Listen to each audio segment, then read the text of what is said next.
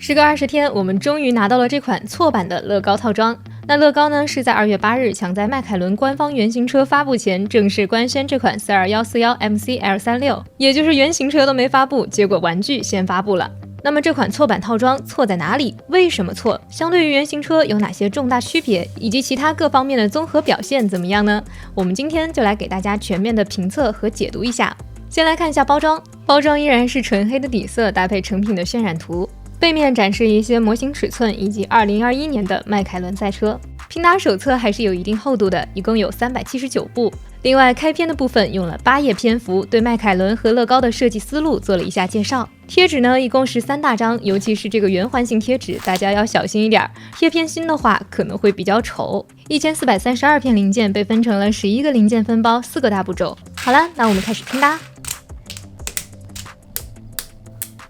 这里可以看到后悬架的设计了。首先，动力经过中间的差速器连接到两端的悬挂驱动桥。另外，看到这里的推杆从双叉臂外侧下沿连接到车体上沿，经过一个直角结构模拟出的摇杆模块，最终连接这里的2根弹簧避震。那完成上面弹簧避震的固定以后，我们这里可以看一下它的工作效果。可以看到，这是一个相对比较典型的 F1 推杆式悬架的设计方案。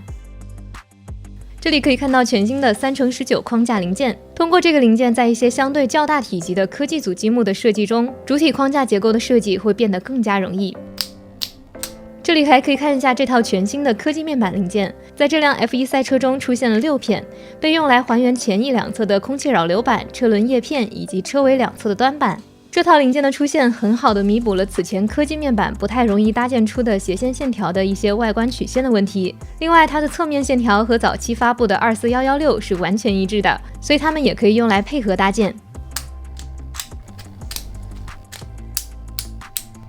那这里就可以看到前悬架设计了，这里仍然是一根推杆从双叉臂外侧下沿连接到车体上沿，同样还是通过这里的摇杆连接到这里的避震。那核心结构和后悬架是一致的。不过迈凯伦2022年新款赛车根据目前官方披露的信息，前悬架采用的是少见的拉杆悬架，而不是推杆悬架，所以乐高这里存在显著的错误。这里可以看到转向联动结构，方向盘通过2枚8齿齿轮，再进一步的连接到前面的齿条零件和转向横拉杆，一个比较简单的设计。不过这2个8齿齿轮的设计也导致方向盘和前车轮不能保持同时回正的对应关系。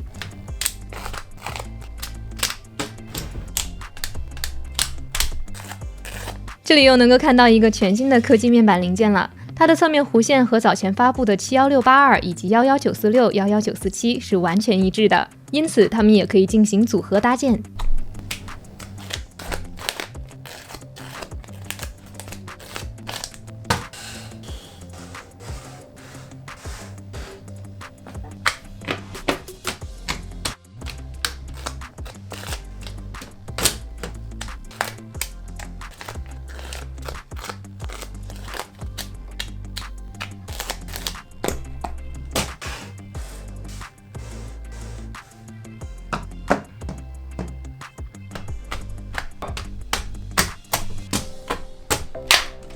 好了，那经过大概6个小时的拼搭，这辆迈凯伦 F1 就完成啦。首先不得不说，这个成品的长度真的是超级长啊，足足达到了65厘米，超过了兰博基尼60厘米和布加迪的56厘米。那日常摆放的话，大家得先量一下自己展示柜的长度啦。我们先来看一下外观，那这一部分内容在之前的新品解读的那一期内容中，大部分都有呈现，所以如果已经看过那期内容的话，这里可以快进哦。相对于迈凯伦官方在2月11日发布的新赛季原型车，从车身整体线条轮廓来看，其实还原度还是可以的。不过乐高的这款模型在配色方面还原的是迈凯伦2021年的涂装，那相比于 MCL36 原型车，也就是2022年涂装，差别还是蛮大的。那细节方面，前翼这里可以看到乐高在这里做了相对比较抽象化的设计，使用了一些科技面板做出了3层翼片，而原型车是4层翼片。不过这个问题我们觉得不应该算是错误点，更多的只是受制于积木零件本身局限使然。值得一提的是，因 FIA 新规要求的车轮叶片以及轮毂盖，乐高在这里也都做到了还原。不过这个用蝙蝠车轮胎假装的雨胎跑到轮毂盖上的倍耐力标志，多少让人觉得有点遗憾。其他方面，前鼻、驾驶室、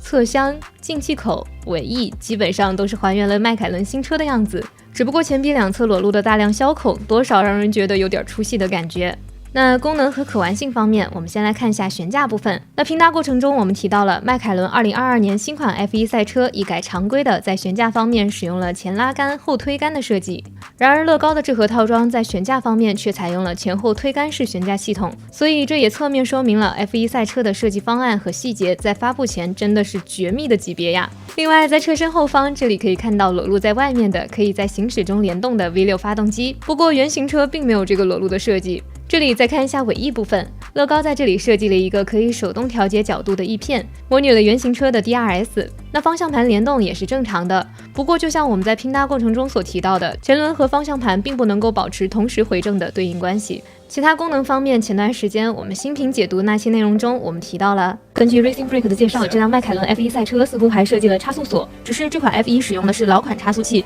那这个差速锁是怎么实现的呢？那这里经过实际拼搭，这个差速锁确定是不存在的，而且还要特别提出的是，这个错误信息的来源是乐高的官方新闻稿。好啦，那最后总结一下，这款42141主要亮点在于它比较大的，差不多快可以镇宅的尺寸，以及橙蓝色搭配确实比较好看的配色，同时还有迈凯伦的 IP 加持。不过这个 IP 加持效应对于真正的 F1 爱好者来说，可能会因为那些错版问题而被抵消。另外，根据上面的评测内容，我们可以知道，准确的来说，这款 F1 赛车的原型并不是 MCL36，而应该是由迈凯伦官方提前提供给乐高的一款早期设计图纸，也因此才产生了积木成品和原型车的这些错版差异。当然，在这里我们是以一种相对比较挑剔的眼光去做这样的评价，毕竟乐高只是一个玩具，对于大部分大众玩家来说，并没有太多人会去从这些细节方面和一款玩具较真。而且实际上，乐高似乎也并没有在套装上写上 MCL36 这个型号，只是在包装显著位置标注了迈凯伦2022的标识。从另一个角度来看，乐高42141的发布时间和迈凯伦 MCL36 的发布时间中间只隔了3天，我们可以理解为这款套装对于乐高来说，它更像是和迈凯伦新赛季 F1 赛车的一次相互的跨界联合营销行为。至于相对于原型车的主要指标是否准确，可能并不重要。所以为什么没有前窄后宽的轮胎设计？为什么用蝙蝠车轮胎假装了雨胎？为什么轮胎上的倍耐力标志跑到了轮毂盖上？这些问题其实都是大家想多了，它只是一个玩具而已。不过在视频的末尾，我们还是想给大家看一下另外一款由海外乐高 MOC 玩家设计的全新 MCL36。这款 MOC 作品同样使用了42141套装中包含的新零件。同时从外观来看，它的整体造型似乎更好地还原了 MCL36 的外观特征，尤其是前翼的部分以及后面侧箱的部分，在前鼻的侧面也没有乐高那些裸露的削孔。好啦，那今天这期内容到这里就结束啦，下一期我们会带来另外一款赛车的深度评测，拜拜。